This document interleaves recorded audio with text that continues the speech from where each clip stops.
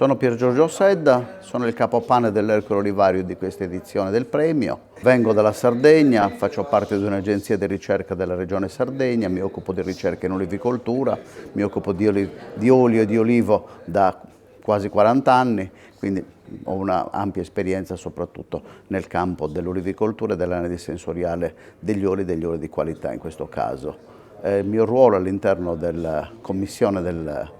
Olivario appunto è stato quello di coordinare in qualità di capopane tutti i lavori del gruppo. È stata un'esperienza molto interessante quest'anno perché con oltre un centinaio di campioni che venivano sia dalla ampia produzione dell'olivicoltura italiana, abbiamo anche analizzato piccole produzioni nell'ambito dell'esame della goccia d'Ercole, il progetto delle produzioni degli istituti agrari con il progetto Renise, quindi è stata una gamma molto ampia anche di tipologie di oli che sono stati esaminati. Certamente la qualità e l'eccellenza è emersa anche all'interno dei lavori della Commissione, la Commissione si è comportata molto bene da questo punto di vista, si è lineata anche statisticamente valutando correttamente i campioni e quindi sia per i campioni della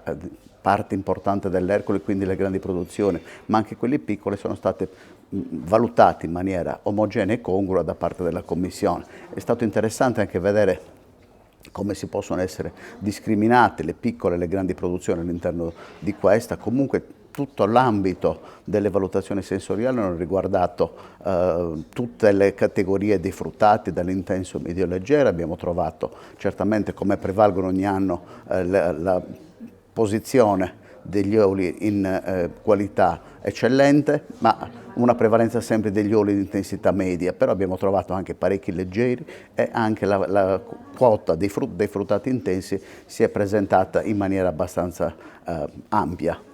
La Commissione ha lavorato in maniera egregia, ha lavorato in maniera che si è allineata molto rapidamente secondo quelli che erano i canoni prescritti dalla tipologia di scheda che viene esaminata. C'è da dire, come dirà la collega Luciana Di Giacinto successivamente, che il lavoro anche di preparazione dei panellisti con una formazione preliminare è stato molto importante anche da questo punto di vista. Quindi i miei complimenti alla Commissione che veramente ha dato ottimi risultati da questo punto di vista, allineandosi statisticamente e dando prova comunque di una grandissima professionalità che il mio ruolo certamente ha potuto valutare e coordinare in maniera anche semplice proprio perché la loro formazione è stata adeguatamente predisposta in antecedenza. Allora, la Commissione è composta da 16 membri che vengono da tutte le regioni italiane, fanno parte di un piano di formazione che comunque all'interno dell'Ercole Olivario è stato strutturato, cambiano tutti gli anni ma hanno tutti comunque una formazione omogenea, fanno parte di un elenco di oltre 60 assaggiatori che sono stati formati, che fanno parte di questi programmi di formazione,